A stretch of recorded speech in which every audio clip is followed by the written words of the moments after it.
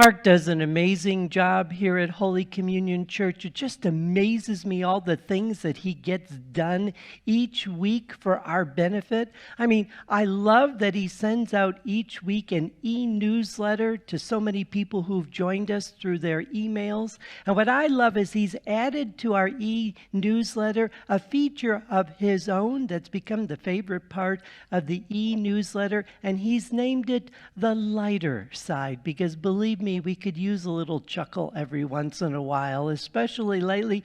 This week's The Lighter Side was fantastic. All I'm saying is, we don't call Peter denying Peter, or Mark ran away naked Mark. Why should I be saddled with this title? I see your point, Thomas, but really, it's time to move on. And there's so much truth in that. It's time to move on from referring to him as just doubting Thomas, because he was so much more than doubting Thomas, just like you are so much more than your past. You're so much more than, all right, maybe you've made a mistake or two in your life, but should your whole life be defined by one wrong move? Or have you moved on? What I love is that Mark does the most incredible job with our Holy Communion Church website. Do you know that he updates that website every week? How many websites are as dynamic as that? Every week. And one important feature of our website is a feature to help you go deeper into the sacred readings for each Sunday, to go deeper into your faith and relationship with the Lord. And it's fun because this past week, we forwarded out these questions to people without any explanation. And it was so fun because Rose came to me and she says, "Those questions were amazing. I spent the time deeply reflecting on them and answering them." And that's exactly what we're hoping people will do during this Easter season, is to go deeper. Because what I'd like you to think is that those questions and stuff on our website are as if I am going into your house and interviewing you. The idea of interviewing Rose, very interesting, don't you think?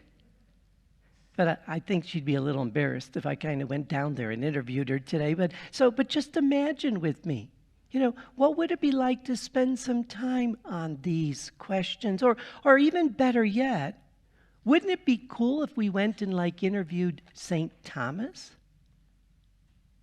Alone in my sorrow and dead to my sin. Describe a time when you have been overwhelmed with sorrow. Can you imagine St. Thomas, the man that he thought had come to save them, to set them free, suffered and died? Can you imagine the depth of his sorrow? And what's even more sad is, did he stay with his friends? Did he stay with his other disciples? No, he left them to be alone. And so, if I were to interview Rose, or any one of you, describe a time when you have been overwhelmed with sorrow. When you've been overwhelmed with sorrow. A lot of people, maybe even Rose, it was when she was confronted with death. The death of her husband. Describe a time when you have been overwhelmed with sorrow. So, why should we pick on poor St. Thomas? The man was grieving, lost without hope, no place to begin. Give an example of a time when you have felt lost without hope. St. Thomas had put all his hope in the Lord, and he was gone. Do you think he felt lost? Are there times in your life when you have felt lost? Maybe without hope? Times when all of a sudden you find yourself on your own? That person that had been with you for so many years is now gone? Did you feel lost? So why should we judge St. Thomas for having questions, for feeling lost? And yet your love made a way to let mercy come in. How does God's mercy help you to experience his love?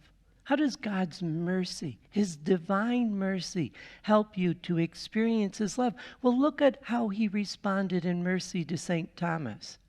I mean, when he appeared in the locked room and Thomas was there this time, what did Jesus say? Hey, come on, take a hike.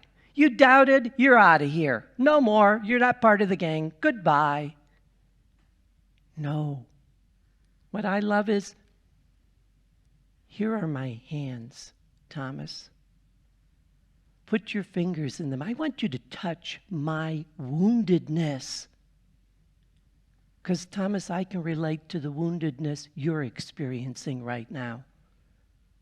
I'm not some God that's so far removed I don't understand what you're going through. I have walked as you have walked. I have suffered, Thomas, as you've suffered.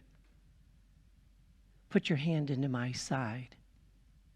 Thomas, feel my heart. This heart that loves you so much with such a depth of mercy that I bled for you, that I washed you free of sin through that water that flowed from my side. Thomas, I love you. How does God's mercy help you to experience his love? Have you felt his mercy? That God has forgiven you for that time you might have messed up in your life, for those things in the past that you might be sorry for. God loves you beyond and through them. When death was arrested and my life began, how is coming to believe in Jesus as your Lord and God a new beginning? How is coming to believe in Jesus as your Lord and God a new beginning? Well, we know it was a new beginning for St. Thomas. We hear in the Gospel of John, chapter 20, verse 28, Thomas answered and said to him, my Lord and my God. My Lord and my God. Have there been times where you have been able to declare that through your sorrow? Have there been times when you've called out, lost, my Lord and my God?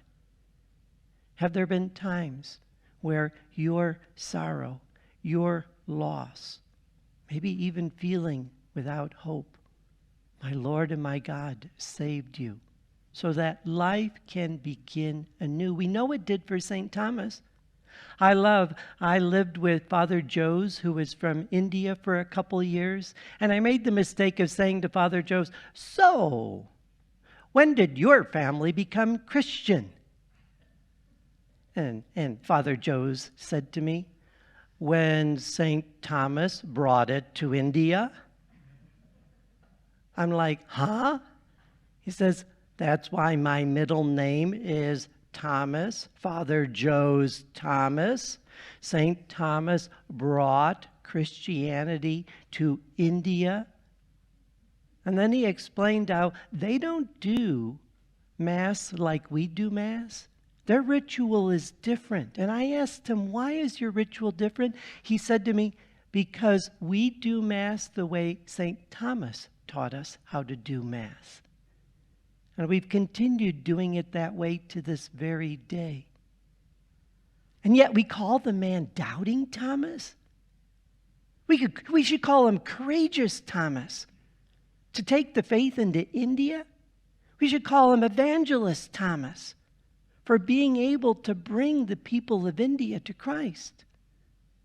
We should call him so much more than just Doubting Thomas, because look at what happened when his life began. When death was arrested and my life began. Let us spend some time going deeper in our relationship and understanding of Jesus and reflecting on what has his resurrection meant to us, and how can we move beyond our doubts to believing.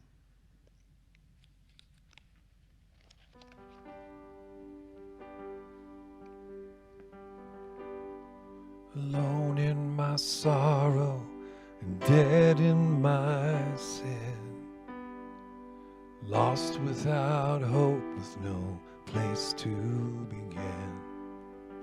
Your love made a way to let mercy come in. When death was arrested and my life began.